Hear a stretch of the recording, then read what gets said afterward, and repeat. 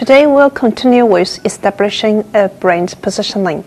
Often a good positioning will have several parts and parts. Of those, often 2 or 3 really define the competitive battlefield and should be analyzed and developed carefully. A good positioning should also follow 90 to 10 rule and be highly applicable to 90% of the products in the brand. Attempting to positioning to all 100% of brand's product often yields an unsatisfactory lowest common denominator result.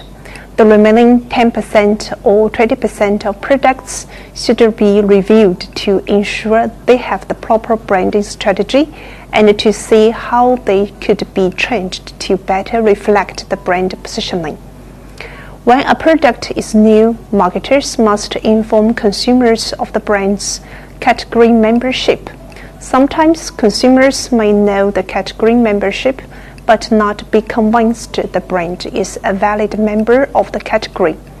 Brands are sometimes affiliated with categories in which they do not hold membership.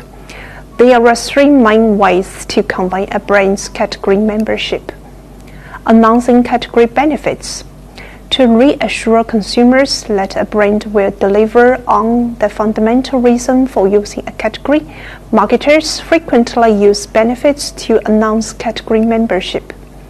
Comparing 2 examples. Well-known, noteworthy brands in a category can also help a brand specify its category membership. Relying on the product descriptor. The product descriptor that follows the brand name is often a concise means of conveying category origin. Once they have fashioned the brand positioning strategy, marketers should communicate it to everyone in the organization, so it guides their words and actions. One helpful schematic with which to do so is a brand positioning bird's eye. One common challenge in positioning is that many of the benefits that make up points of parity and the points of differences are negatively correlated. ConAgra must convince consumers that healthy choice frozen foods both taste good and are good for you. Unfortunately, consumers typically want to maximize both the negatively correlated attributes or benefits. Much of the art and science of marketing consists of dealing with trade-offs, and the positioning is no different. The best approach clearly is to develop a product or service that performs well on both dimensions. It is important to regularly research the desirability, deliverability, and the differentiability of the brand's parts and parts in the marketplace to understand how the brand positioning might need to evolve, or in relatively rare cases, be completely replaced. In assessing potential threats from competitors, 3 high-level variables are useful. Share of market, the competitor's share of the target market. Share of mind, the percentage of consumers who named the competitors in responding to the statement, "Name the first company that comes to mind in this industry."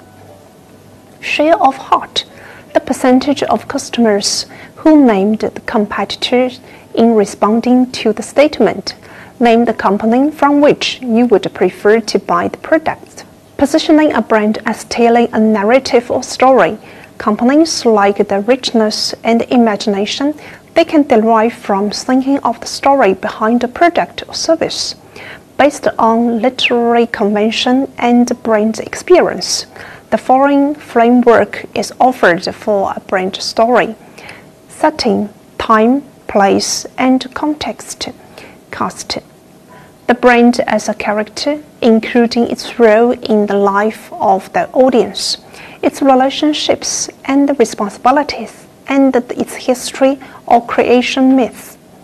Narrative arc, the way the narrative logic unfolds over time, including actions, desired experiences, defining events, and the moment of affirming language.